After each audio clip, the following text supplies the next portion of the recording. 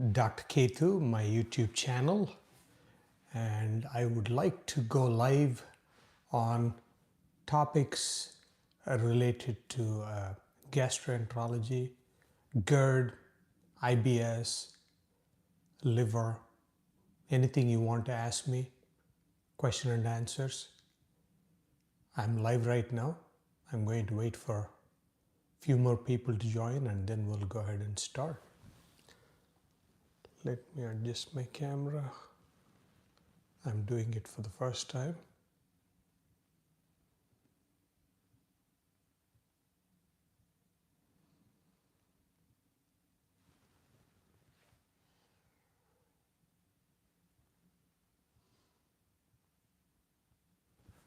Looks like there are 2 people so far.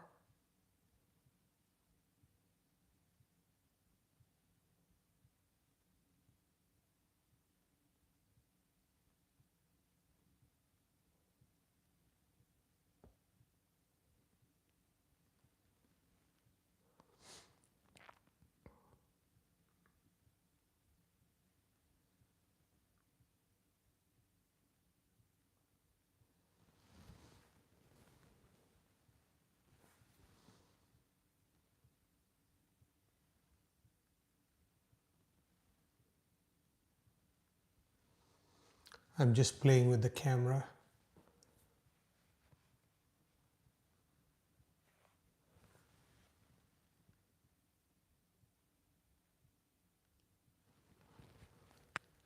I see 2 people joined so far.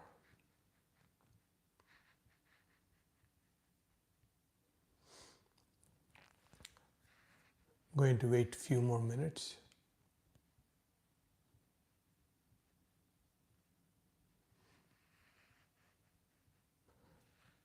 This is a live Q&A about gastroenterology topics. Hi, Sarita Bajaj. Hello.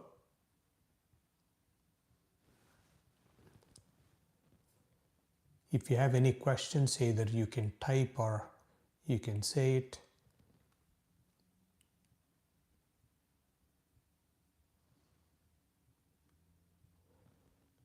Today I'm going to talk about different gastroenterology topics. If you have any questions, you can send it to me.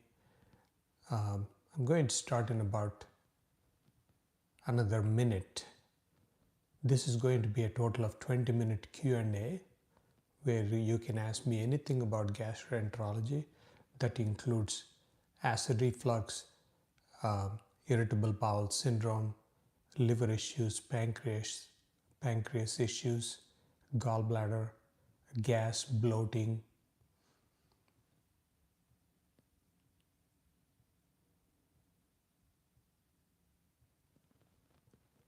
So far I see few people joining. So I'm going to start in about 40 seconds.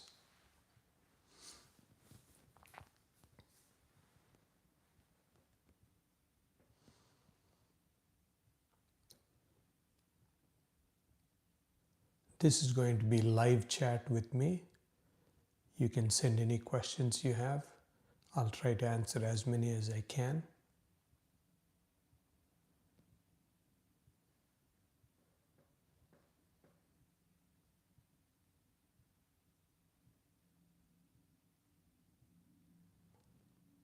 I'll start in about 20 seconds.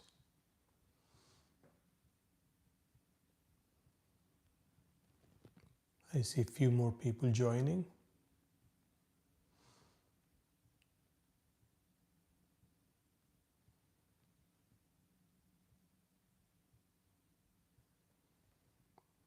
All right, let's go ahead and start.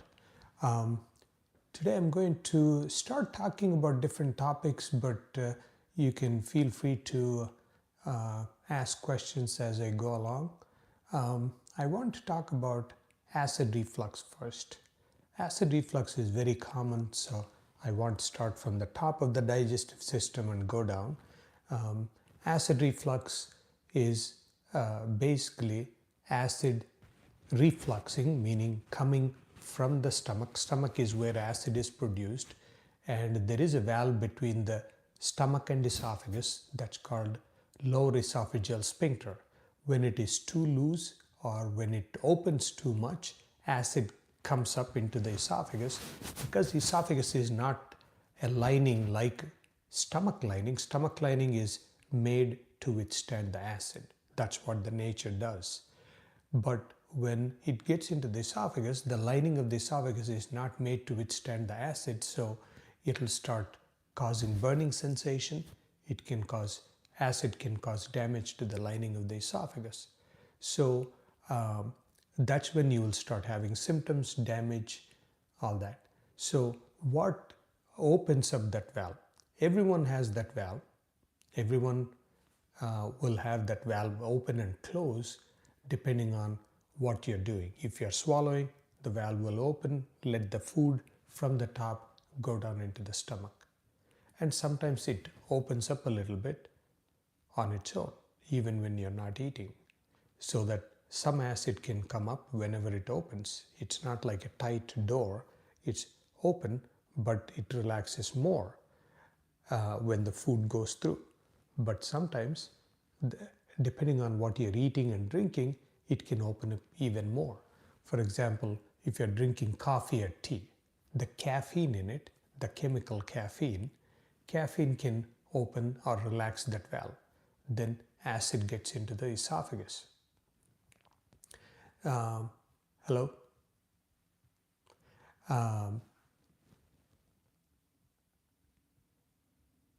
So Dilip Kumar Goswami, hi, how are you?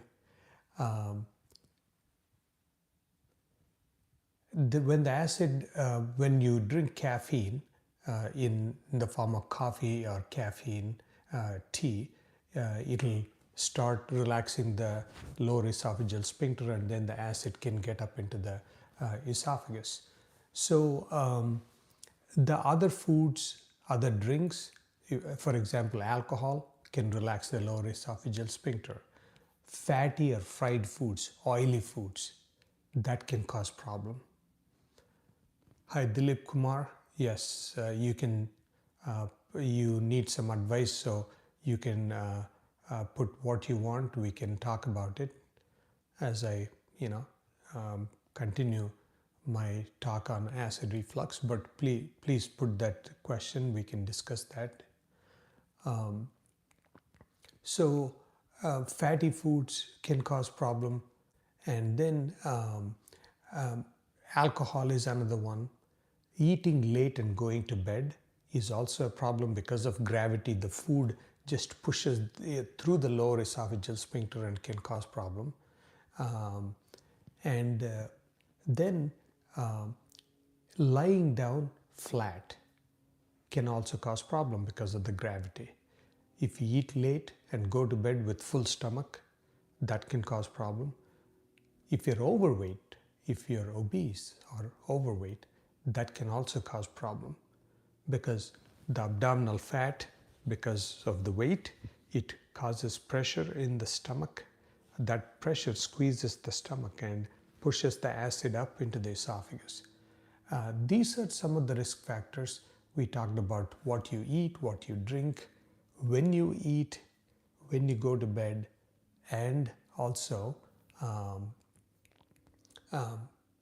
if you're obese. So those are the risk factors that can cause problem. I see Dilip Kumar, you had typhoid fever. Now the typhoid returned. Dilip, I want to focus only on gastroenterology. I don't want to talk about infectious disease and all that. This is something that can be serious, so you need to see your doctor for this. You send some blood work results and all that, but this is beyond what we are discussing. I cannot advise you on the typhoid.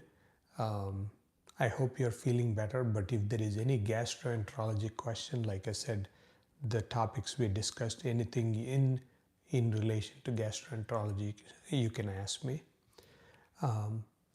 going back to the acid reflux, we talked about what causes acid reflux. Now let's talk about the symptoms. We talked about acid reflux or heartburn, but that's not the only symptom. Sometimes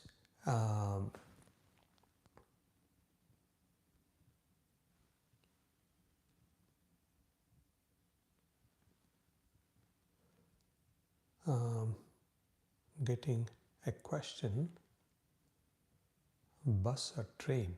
I don't know. This is a sticker from YouTube. I'm going to ignore it. Okay, so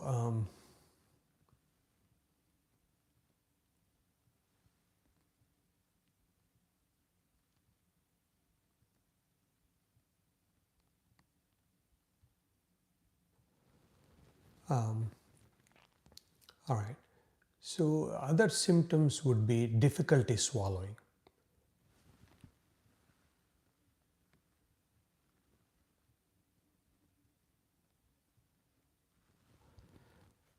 Sometimes all of a sudden you start having difficulty swallowing food or tablets or pills. That can be a symptom. Sometimes you can have chronic cough. People will be coughing all the time, and you will have even frequent need to clear the throat. After eating, people start clearing the throat. That is another symptom of acid reflux. So sometimes, people may not realize that that is acid reflux, because people think acid reflux is only when there is acid. Some people may just feel like gas. That is also acid. So those are the symptoms. How do we treat it? First thing is changing the diet. That is the most important thing. Not eating very late. Eat dinner at least 3 to 4 hours before going to bed at night. So if you eat at 9 o'clock and go to bed at 10 o'clock, a lot of people will have problems. So eat at least 3 hours before going to bed. Eat small quantities in the night, okay? And then avoid the caffeinated products, even soda like Coke and all that, because Coke has caffeine and carbonation that can be a problem. And it has sugar. Sometimes sugar can be a problem too. So those are the things you need to avoid. And then there are medications.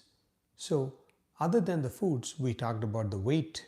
If you're overweight, losing weight is also important. Before I start on any medication, we always talk about how to manage it naturally. So those are the things we talked about: avoiding caffeinated products, not eating late at night, losing weight. Now coming to the medications, it depends on how often you have symptoms. If you have symptoms only, let's say once a week, you have a little bit of acid reflux, you can take any over-the-counter antacids. There is, Tums is one of them, which is calcium carbonate. There is Gelisil, Gaviscon, Mylanta, Maalox. All those are antacids. Those are alkaline products. When you have acid, alkali will neutralize it, and then that will relieve your symptoms. For temporary management and a quick relief, antacids are good.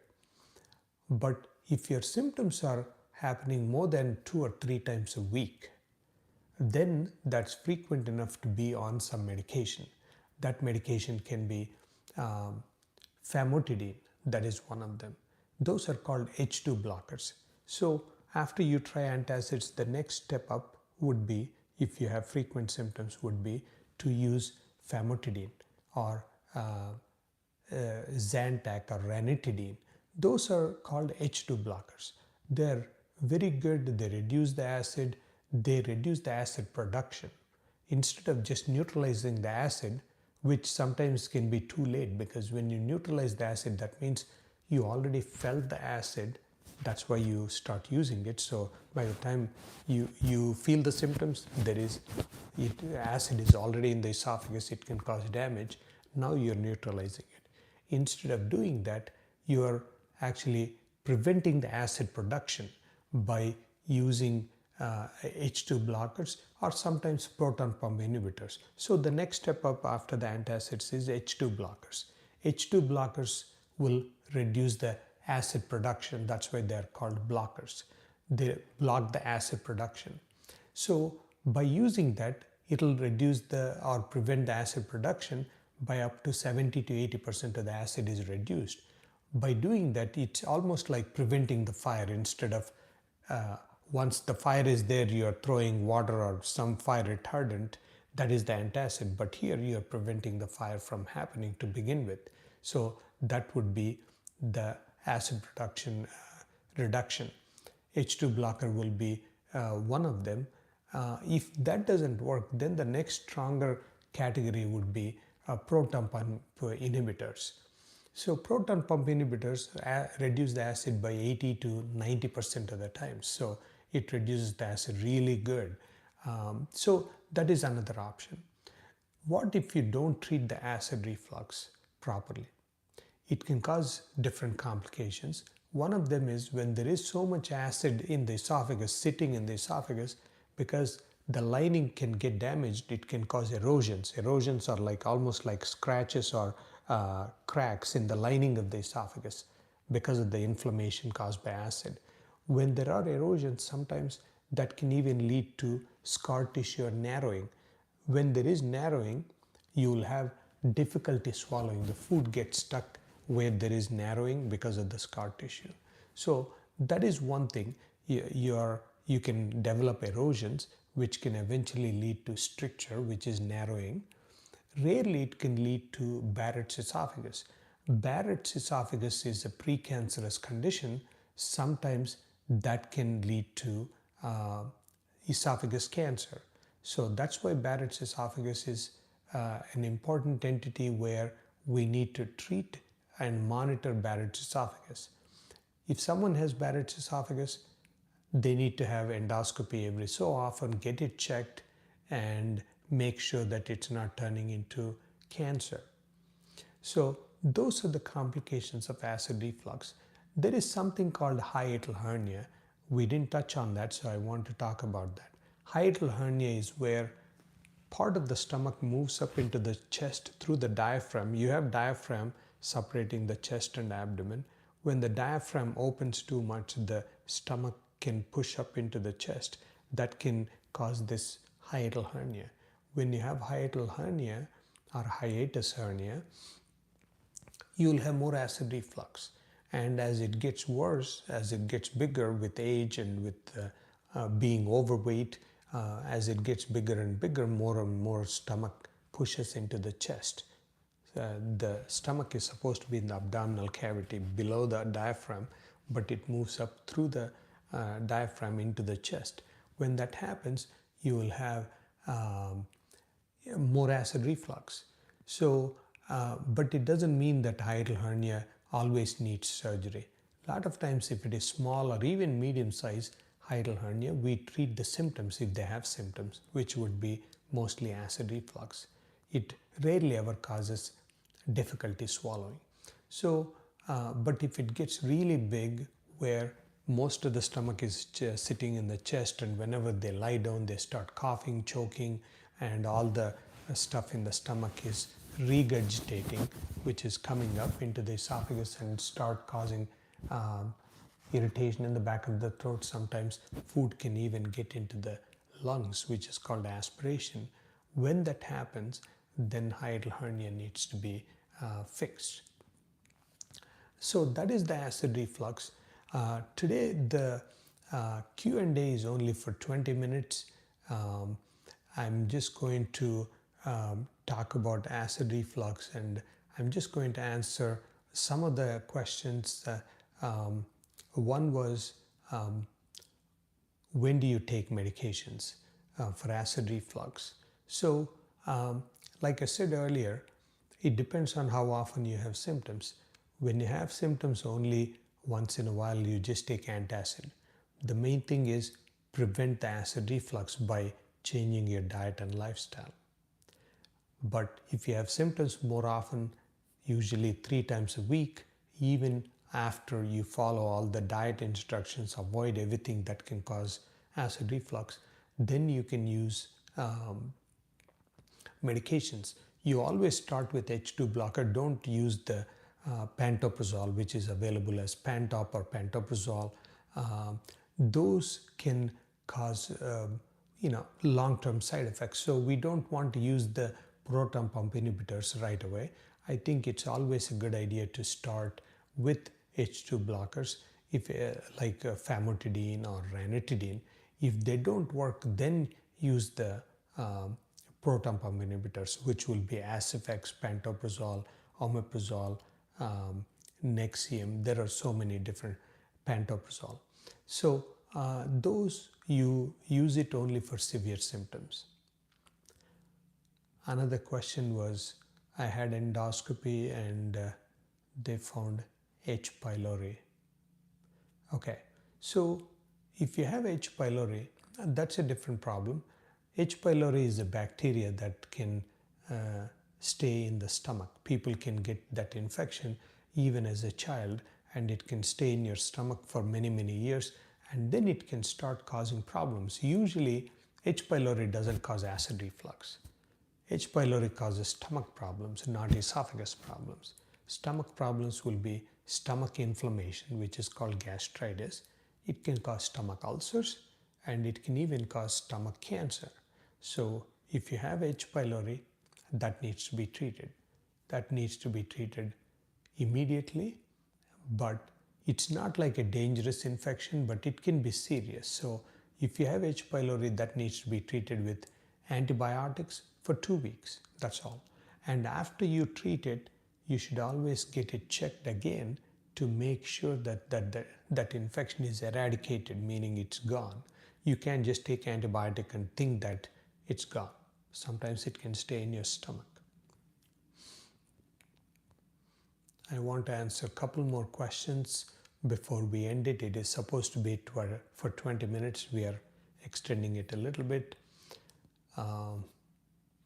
Any other questions?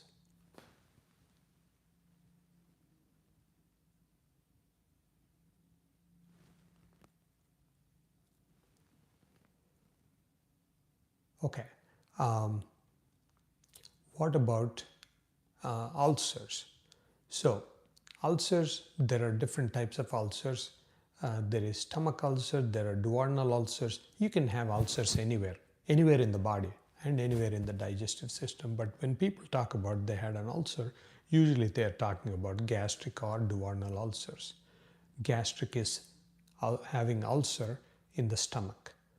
Duodenum is the beginning of the small intestine. That can cause ulcers too. So most of the times, 70 to 80% of the times, ulcers are caused by H. pylori bacteria. So that is one. Second is non-steroidal anti-inflammatory medications. Those are aspirin, ibuprofen, there is naproxen. There are several different non-steroidal anti-inflammatory medications.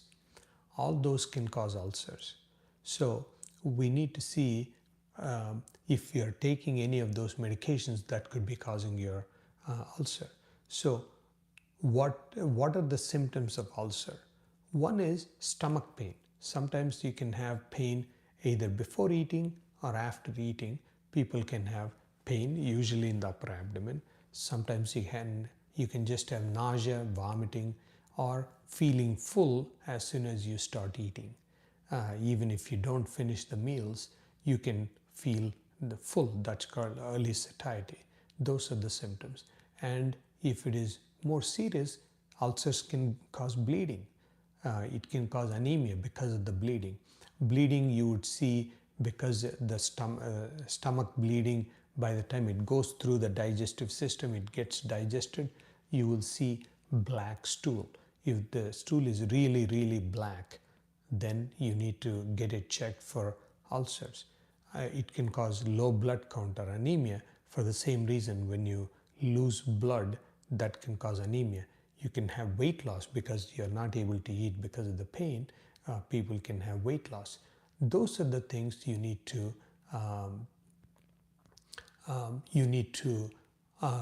watch out and get it checked. I have another question from Johnny. Taking charcoal pills good to do periodically? Yes, charcoal will absorb the gas and it's good for mainly gas and bloating. And there is no harm in doing that. There are charcoal pills you can take, no problem, Johnny. It depends on why you're taking it, but it will help the gas and bloating. I do use, I sometimes recommend to my patients. Now, going back to the ulcers, the reason it's important to treat the ulcers are because it can cause serious bleeding. Those are the things we need to check to make sure that you don't have any ulcers. Get your blood count checked, and sometimes you need an endoscopy to check for ulcers. I have another question. Can typhoid infection cause leaky gut? Yes. Any infection can disrupt the barrier.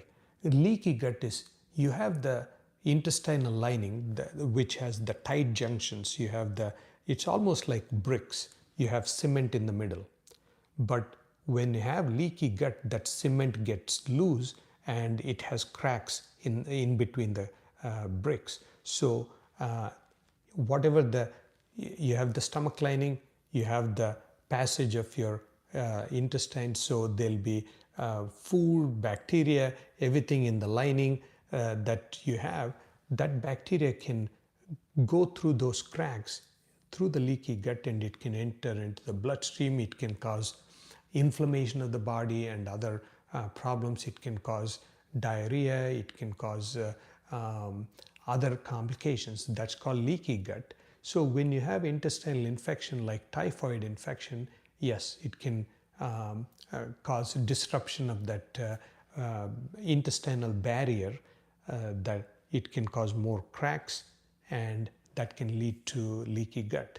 But it doesn't mean that that crack is permanent. You can treat that by using, once the infection is treated, you need to do things to improve the leaky gut. Usually that will be high fiber diet, anything that produces butyric acid that causes the junctions, the leaky gut to seal off. Butyric acid is a very important compound. Actually, I'm going to do a video on that in the next few days. Butyric acid is very, very important. It's also called butyrate, and eating high fiber diet will help. Some foods, especially for example baked potato or rice, cooled rice or cooled baked potato will also cause that starch will help give you the butyric acid to seal off the leaky gut. Not the very hot rice. Rice should be cooled, pasta should be cooled, or potato. All these starches, all the carbohydrates, when you cool them, not hot but cool, and once it cools down, the starch that you get when you eat that cooled rice will also cause butyric acid level to go up. All right, we have a couple more minutes. It was supposed to be 20 minutes. I'm extending it to 30 minutes. We are about 28 minutes or so. All right, so let's go back to ulcers as I answer more questions. Ulcers sometimes can cause such a serious bleeding. I see patients in the ICU because they start throwing up blood or they have black stool.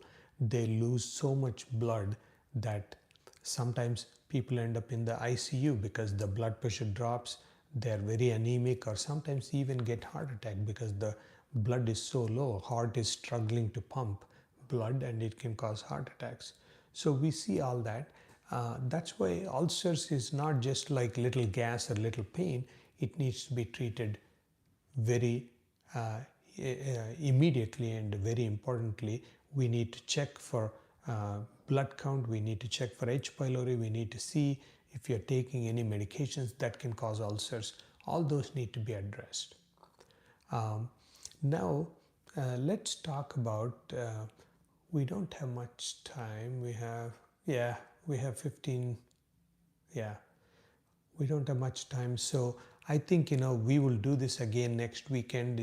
If you want to join, or if you want to have your friends or family join, please let them know. I'm going to do that next Saturday, same time. I will put it on my YouTube channel. Please follow, subscribe, and share it with friends. And we will see you soon. I hope this is helping you, and we will do more of this every weekend. Thank you. Bye.